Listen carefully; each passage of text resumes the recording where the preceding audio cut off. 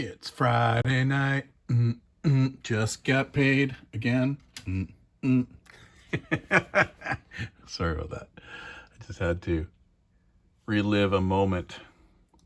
All right, so we're in for another video. This one is drifting down something I found at Valley Village tonight. It is a mechanical keyboard. It's a 60%er. It cost me $7. And really, that's what matters more than anything else, is how much did I pay? So this thing is an LTC mechanical keyboard, backlit, uses a micro USB cable, so not quite as up to date as some.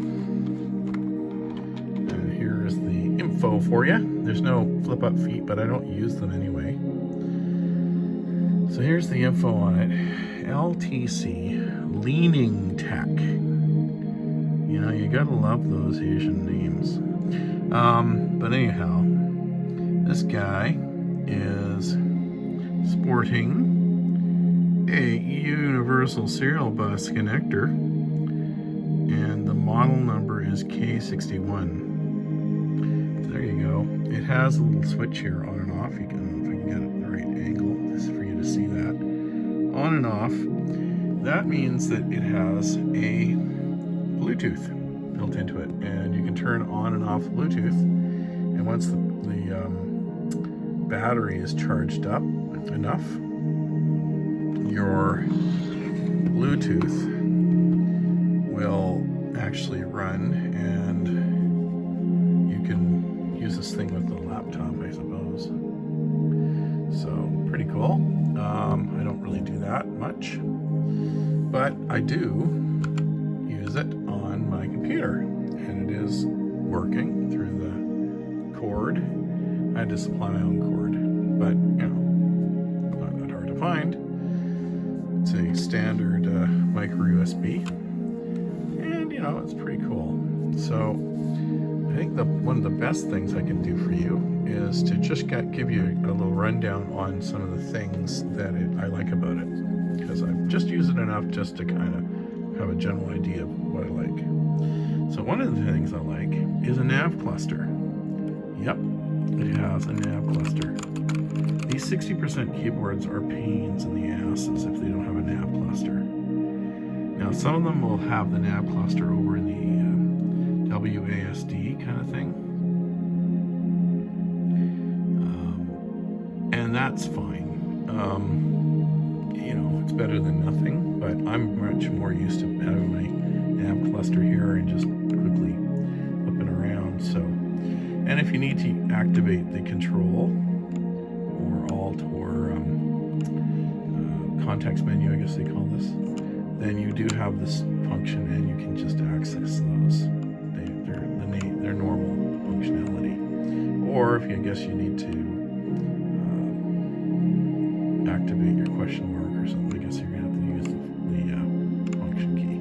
But that's really not that big a change, because I don't have to press it to use the nav cluster, but I do have to just remember to go, okay, control function, alt function, that sort of stuff. So believe it or not, it's actually not that hard. I just was using it, not that hard to get used to.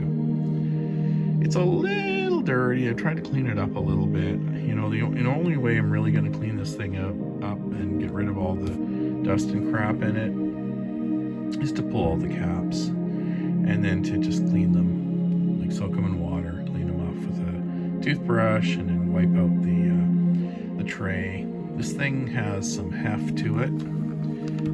Like I said, for a $7 used keyboard, very happy with it. There's no flex in this thing. There's no flex. No flex at all. I demo it, but I only have one hand because I'm holding my phone. Anyway, there you go. So let's dim the lights, because really that's what we're all here to see, isn't it? We're here to see this thing.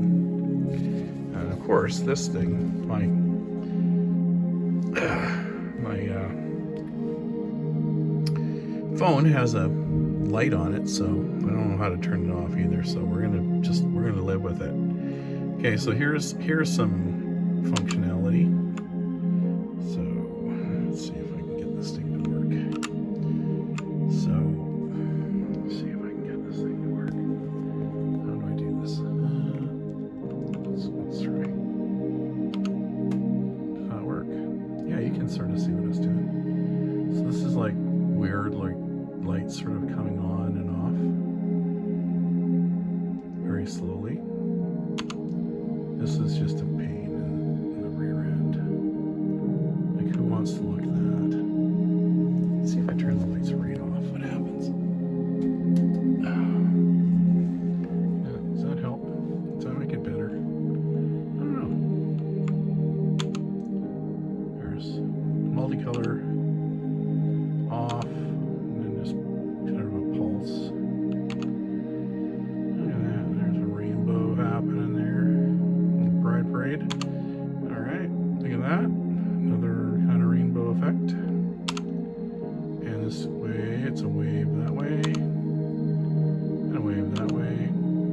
Is this one of those ones? Are you press? Yeah, here we go. Yeah, there you go. Doesn't look like it's doing anything but really cheap. Oh my god. Can you imagine trying to type with that? What a distraction. All right. So, there you go. If you do want to kind of do more of a normal color scheme, let's see how I do that. Is it this? No. Oh my god. Okay, let's see. Do that.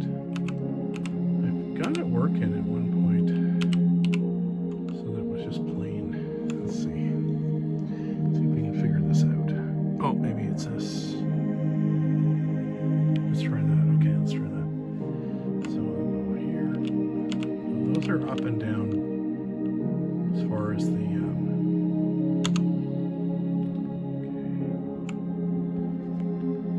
Let's see if I can get this right here.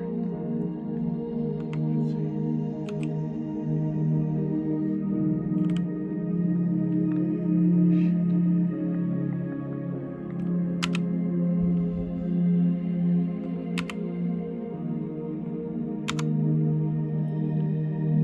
I think I got a solid color. Yay! I got a solid color. And this demos how you can make it lighter, or you can brighten it until it gets to the tool and it blinks. So that's kind of nice. Is it this one that changes it? Yeah. So this is the one that changes. Once you get a solid color, you can change to different colors. Kind of, I guess, a rainbow effect there. Let's see here. Yeah, I don't know how to turn off. I wish I knew how to turn off this light on this camera. That'd be great. But anyway, it doesn't let me. Anyway, I guess you're getting the idea, right? You can change different colors. So that one's kind of nice there. Anyway. But anyway, I've just been playing around with it a little bit. You can lock out the Windows key. That's a pretty typical thing. And you know, somebody replaced this. Obviously, at one point, there must have been something wrong with the keycap, or they lost it, or who knows. But it had this big black backspace keycap. I don't know what it's the point of that is, but anyway. It works. It's a backspace. It's a little goofy, but whatever. $7, and that's including taxes, man. Yeah, it's like $750 or something with taxes. That's crazy. It was actually $7.99, and I get get some kind of a deal if I spend enough money. Sorry, I'm just gonna turn the lights. There we go. Much better. I get some kind of deal if I turn on the lights. If I spend enough money at Value Village. So I guess I must have spent enough money to get $1 off. Anyway, so I guess it was $6.99, then taxes. So Anyway, it was cheap as dirt, and it works. The drivers took a while to install in Windows 7, but you know, otherwise it started and it works, and I've been playing around with it a little bit. Surprisingly functional. I had an opens and keyboard that's sort of the same sort of design, but what a nightmare it was, because without those that nav cluster, you just don't know how used to you get, how accustomed you get to using a nav cluster. So very important. Anyway, we're hitting 10 minutes. I guess I'll do the last little thing, which I always do, which is clear my throat. Not clear my throat. Take a drink. So I don't have to clear my throat. And what are we drinking? We are drinking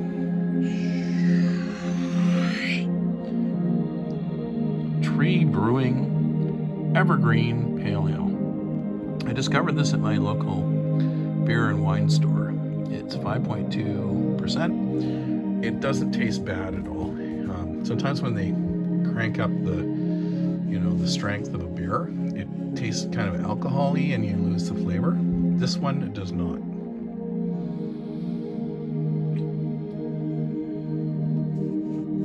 So I stick with my two beer rule. Oh, I guess I should show you again what I had.